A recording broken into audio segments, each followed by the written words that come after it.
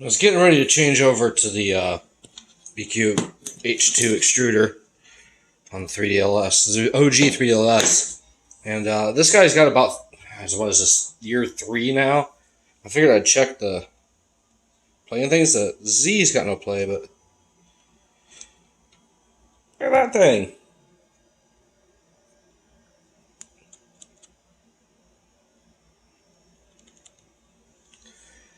The nut's a little wore out.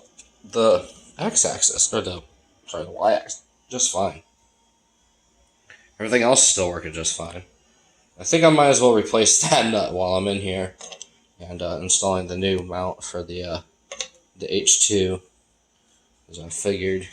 Might as well give it a try since somebody on the Discord got me one. Thank you very much.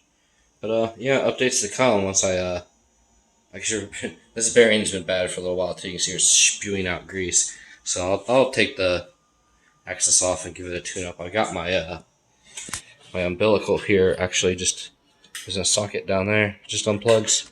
Then you pull out the motor wire, and that's it. You lift the whole thing right off the top. So I'll get on it later.